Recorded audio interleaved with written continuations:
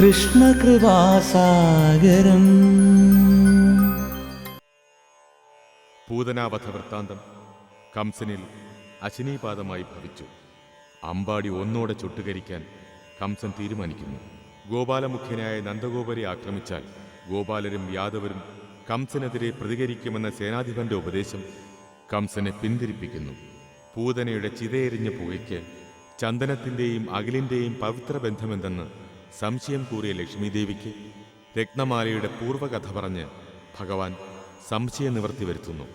അമ്പാടിയിൽ കണ്ണൻ യശോദയൊത്താണ് ഉറക്കമെന്നും കണ്ണന്റെ ആഗമനത്തോടെ അമ്പാടി സമൃദ്ധിയുടെ കേളീരംഗമായെന്നും ദേവകിയെ അറിയിക്കുന്നു വസുദേവർ. ഗർഗാചാര്യൻ കൃഷ്ണാവതാര രഹസ്യം നന്ദഗോപരെ അറിയിക്കുന്നു. ഉണ്ണിക്കണ്ണൻ സാക്ഷാൽ വിഷ്ണു ഭഗവാന്റെ അവതാരമാണെന്ന സത്യം നന്ദഗോപരെ രോമാഞ്ചകഞ്ചുകമണിയിക്കുന്നു. നിനക്കോർത്തോർത്ത് അഭിമാനിക്കാൻ ഒരു സത്യം മാത്രം മതിയല്ലോ. നിന്റെ മകൻ കണ്ണൻ സാക്ഷാൽ വിഷ്ണു ഭഗവാന് തുല്യനാണ്.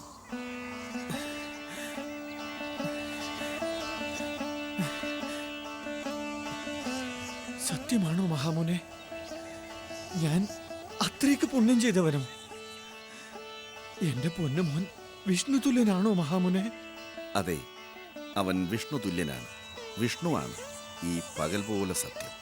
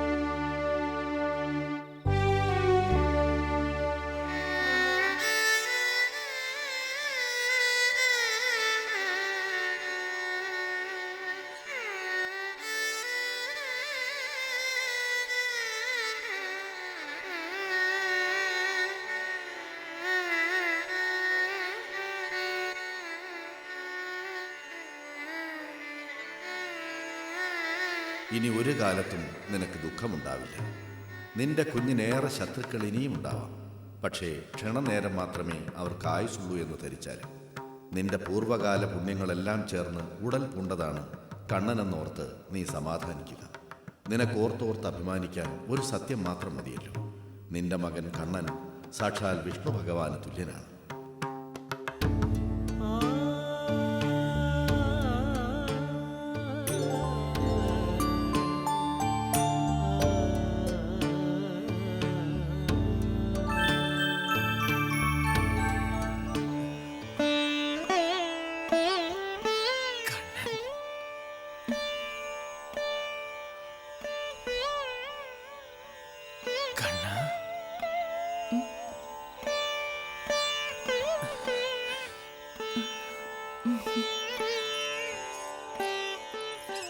അങ്ങ് വന്നിട്ട് അധിക നേരമായോ? ഇല്ല, എത്തിയിട്ടേ ഉള്ളൂ. രാവേറെ ചെന്നിരിക്കുന്നു. അത്താഴം കഴിക്കണ്ടേ? എടുത്തു വെച്ചോളൂ, ഞാൻ വന്നോളാം.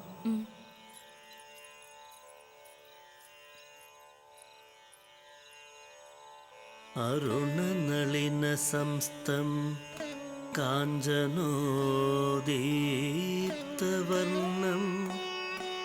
കരധൃതധരചക്രം പീതകൗശേയവസ്ത്രം കനകകലശസംരക്തോത്പലാസക്തപാണി ശ്രിയമപരകരാഭ്യം ബിഭ്രദം നൗമി വിഷ്ണു.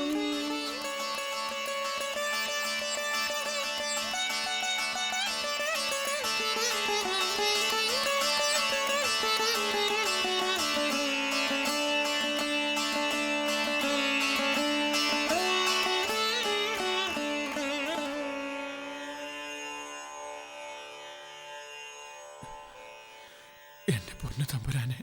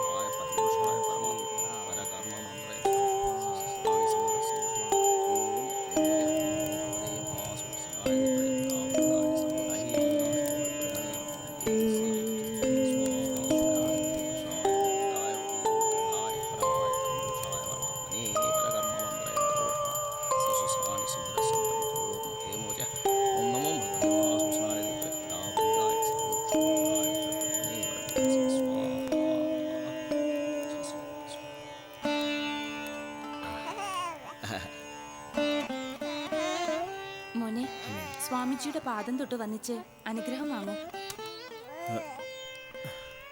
അങ്ങ് കരങ്ങൾ നീട്ടി കുഞ്ഞിനെ അനുഗ്രഹിച്ചില്ല. ഞാനോ?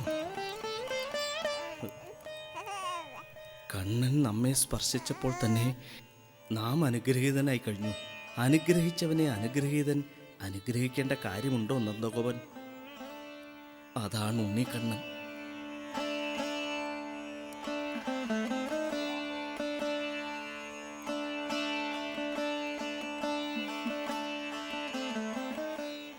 ശത്രുസംഹാര ചൈതന്യം കുടികൊള്ളുന്ന കുട്ടിക്ക് ഒരു ശത്രുസംഹാര പൂജയുടെ ആവശ്യമില്ല. എന്നാലും കുഞ്ഞിന് ശക്തിമത്തായ ശത്രുസംഹാര പൂജ തന്നെയാണ് നടത്തിയിരിക്കുന്നത്, നിങ്ങളുടെ വിശ്വാസത്തിനും മനസമാധാനത്തിനും വേണ്ടി.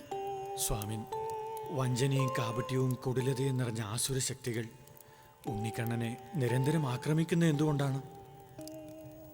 ചുറ്റുവട്ടത്തുള്ള ഗ്രഹങ്ങളിലെ കുഞ്ഞുങ്ങൾക്കൊന്നും ഇത്തരം ശത്രുപീഡകൾ ഉണ്ടാവുന്നില്ലല്ലോ. അസുരശക്തികളുടെ കണ്ണുകൾ അമ്പാടിയിലേക്ക് മാത്രം നീളുന്നത് എന്തുകൊണ്ടാണ് സ്വാമിൻ? ശിഷ്ടൻ ഉള്ളിടത്തേക്ക് ദുഷ്ടൻ ഉന്നം വയ്ക്കൂ യശോദാമേ. ബാലാരിഷ്ടത എന്ന് കേട്ടിട്ടില്ലേ? ജ്വരം, ചുമ എന്നീ രോഗങ്ങളൊക്കെ കണ്ണൻ്റെ പ്രായത്തിലുള്ള കുഞ്ഞുങ്ങൾക്ക് സർവ്വസാധാരണമാണല്ലോ. കണ്ണന് ആ വക രോഗപീഠകളൊന്നുമില്ല. ആ നിലയ്ക്ക് ഉഗ്രമായ ശത്രുപീഠകൾ കണ്ണന് ബാലാരിഷ്ടതകളായി വന്നുപോകുന്നു എന്നു മാത്രം കരുതിയാൽ മതി. ഇനിയും കുഞ്ഞിന് ശത്രുപീഡ ഉണ്ടാകുമോ സ്വാമിൻ? ഉണ്ടാകും, ഉണ്ടാകണമല്ലോ. അത് വിധികൽപ്പിതമാണ്. കണ്ണൻ്റെ ജീവരക്തമൂറ്റാൻ പ്രബലരായ ശത്രുക്കൾ ഇനിയും വരും, വരണം. ഫലമോ ശത്രുക്കൾക്ക് സർവനാശം, കണ്ണന് ജീവരക്ഷ. പൂതനയുടെയും ചില ദുർശക്തികളുടെയും ദുരന്തങ്ങൾ ദൃഷ്ടാന്തമായുണ്ടല്ലോ. കണ്ണന് അശുഭമൊന്നും സംഭവിക്കില്ല. സമാധാനിക്കാം.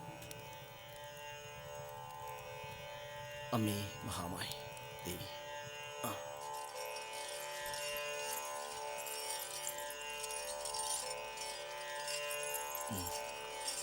ശുഭമസ്തു. അപ്പോൾ ഞങ്ങൾ പുറപ്പെടുകയെ.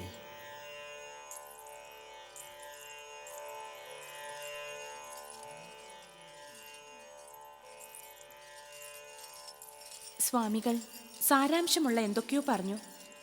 ഒന്നും വ്യക്തമായില്ല, അല്ലേ ദേവാ? എനിക്കും. കുട്ടികൾക്ക് നാമകരണം നടത്താൻ ഗർഗാചാര്യൻ എത്തുന്നുണ്ട്.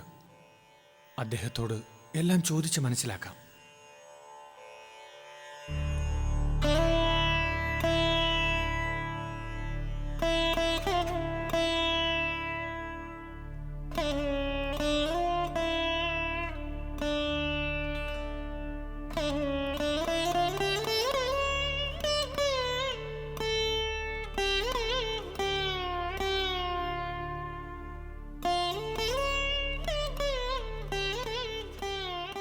ദേവകി, ഗോശാലയിലേക്ക് പോകാൻ നേരമായില്ലേ? ഉദിച്ചിട്ട് എത്ര നാഴിക പിന്നിട്ടെന്ന വിചാരം? എന്ത് കിനാവായിരുന്നു ദേവിയുടെ ഉള്ളിൽ.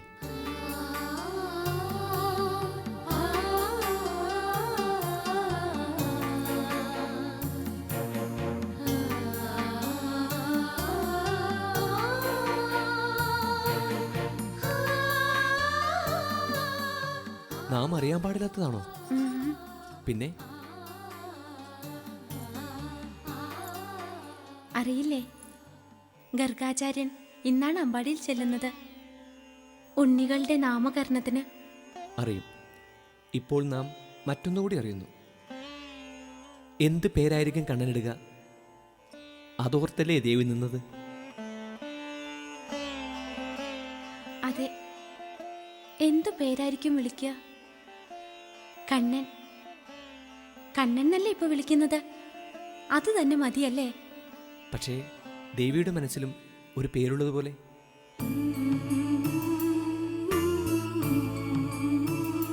അത് പല പല പേരുകളും കടന്നുപോയി മനസ്സിലൂടെ. പ്രായം ചെന്ന ഗോപസ്ത്രീകളിൽ ചിലർക്ക് അസാരം ജ്യോതിഷവും അറിയാം. ഉപായത്തിൽ അവരോടും ചോദിച്ചറിഞ്ഞു ചില പേരുകൾ. ചിങ്ങമാസത്തിലെ രോഹിണി നക്ഷത്രത്തിൽ ജനിച്ച ഒരു ഉണ്ണിക്ക് ചേരുന്നവ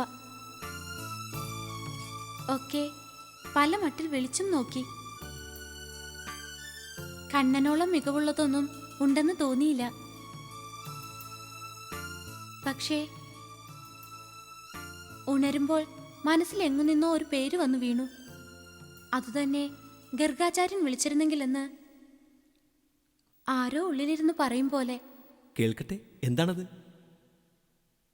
മാലോകരുടെ മുമ്പിൽ മാതാവ് യശോദ, പിതാവ് നന്ദഗോപരാജൻ. പക്ഷേ നമുക്കറിയാമല്ലോ നമ്മുടെ ഉണ്ണിയാണെന്ന്. വസുദേവാത്മജനായ ഉണ്ണിയെ ആ പേര് വിളിച്ചിരുന്നെങ്കിൽ. വാസുദേവൻ.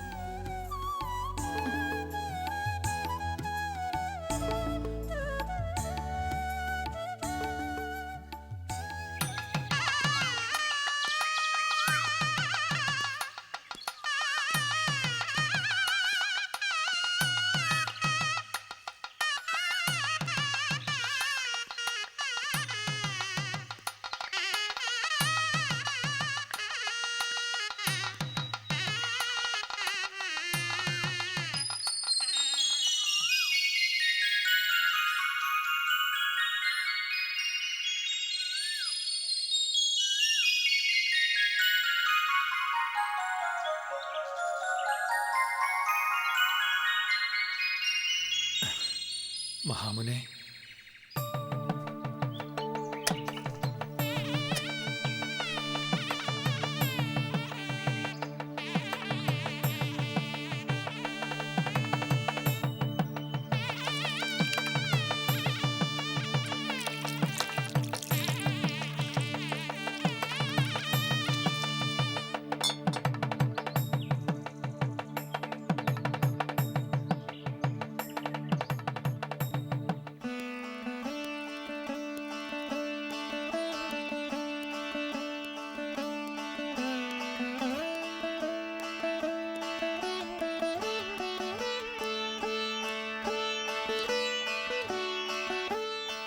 ഗർഗമഹാമുനെ അങ്ങ് ഉപവിഷ്ടനായാലും മഹർഷിവര്യ അങ്ങും.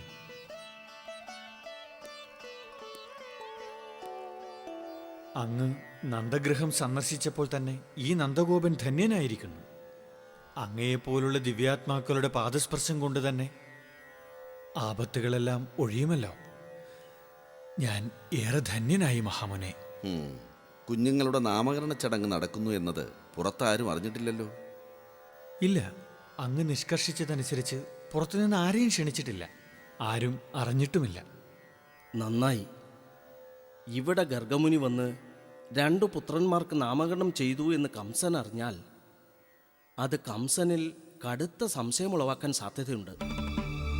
ദേവകി 8ാമത് പ്രസവിക്കുന്നത് പുത്രനായിരിക്കും എന്ന അശരീരവാക്യം അസത്യമാണ് എന്ന് കംസൻ വിശ്വസിക്കുന്നില്ല.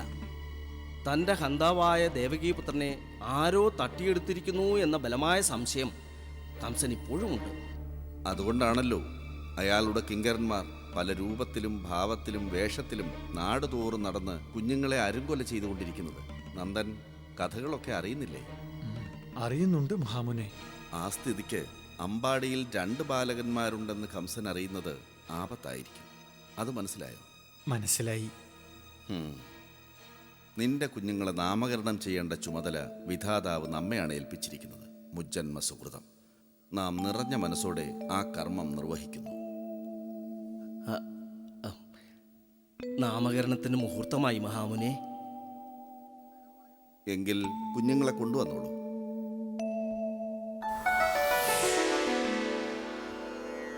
കടുത്ത ശിവഭക്തനായിരുന്ന ശ്രീകരന്റെ 8ാം തലമുറയിലെ ജന്മമാണ് ആനകദുന്ദുഭി എന്ന നന്ദഗോപൻ. വിഷ്ണു ഭഗവാൻ തനിക്ക് പുത്രനായി ജനിക്കണമെന്ന ലക്ഷ്യത്തോടെ ശ്രീകരൻ അനുഷ്ഠിച്ച ഉഗ്ര തപസ്സിന് നാൻമുഖ വരപ്രസാദത്താൽ 8ാം ജന്മത്തിൽ സാഫല്യമുണ്ടായി. കണ്ണൻ തനിക്ക് വരദാനമായി ലഭിച്ച പുത്രനാണെന്ന സത്യം നന്ദഗോപർ അറിയണം. പൂർവജന്മത്തിലെ പുണ്യവൃത്തികളും പൂർത്തീകരിക്കാത്ത ആഗ്രഹങ്ങളും അനന്തരജന്മത്തിൽ ആദിനാരായണനാൽ സാക്ഷാത്കരിക്കപ്പെടുന്നു.